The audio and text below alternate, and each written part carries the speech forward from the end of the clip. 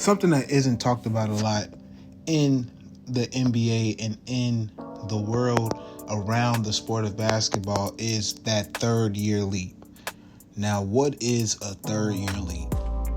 A lot of people will see it as somebody going into their third year in the NBA. But for real basketball watchers and people who know the game, they know that all-star and superstar level players take that third-year leap seriously. And a third-year leap, in my eyes, is you've been in the league for a couple of years now. You're no longer new to the NBA. You're around 21 to 24 years old at this point. You're coming into your age, and now the league is not new to you, and you are part of the NBA. You're not the young guy anymore. Obviously, you're still young, but you are no longer that 19-year-old coming straight into the NBA. Now you have been in the NBA and you've settled in.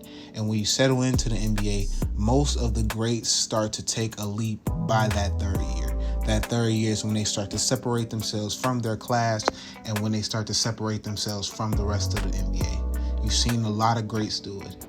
And for today, we're talking about a power forward who I believe will take that leap.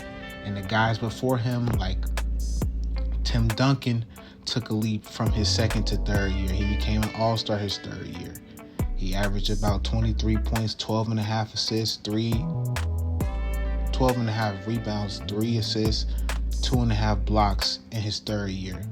A big boost from his second year. Kevin Garnett is another guy who was an all-star in his second year, but had even better numbers in his third year and became an all-star and was in the top 11 for the Defensive Player of the Year at the age of 21. Now, for the newer guys, they also took a leap.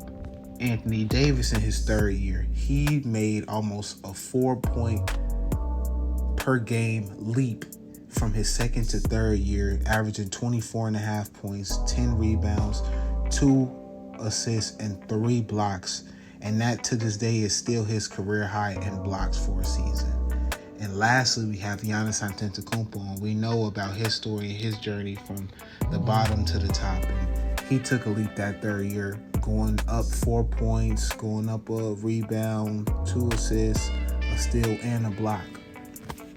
And the guy that we're talking about today is a guy I've made a video about before, but I still don't think that people give him enough recognition and enough acclaim for what he's done in the league and what he's going to do. Paolo Banchero, a guy who's coming into his third year now. He's coming into his own. He led the Orlando Magic to the playoffs last year, and I see this kid as a guy who's going to be elite. He's going to be one of those guys who is known around the world as a top 15, top 10 player when he gets into his prime around 27, 28 years old.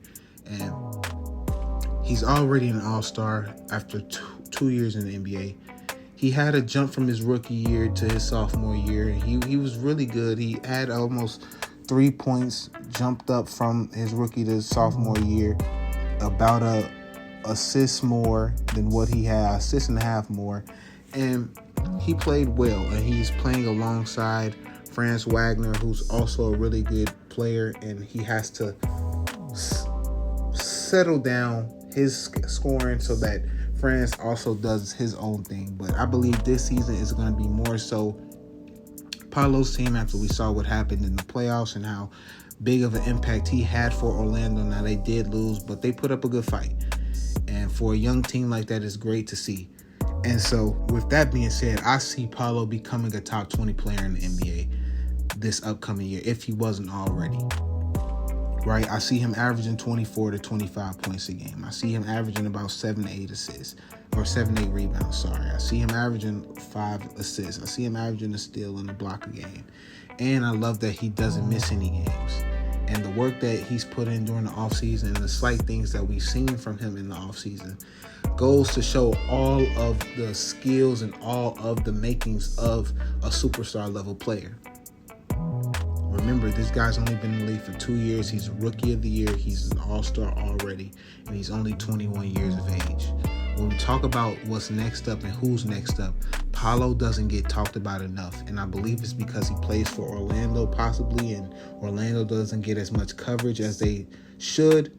But one day he will get shown and he will get that recognition. It's going to seem like it was, just out of nowhere. Like, how did he do this? How did he do that? But the tools and the skills have been there from day one. He's so good already at such a young age. I can't imagine what he's going to be within the next 5 years. So watch out for Paolo's jump from his rookie year to his sophomore year to now his third year, that third year leap. I promise you guys, I see him making a huge statement this year, and I'm excited for what Orlando has to do. Hopefully you guys enjoyed this video. That's from my eyes to yours. I will see y'all in the next one.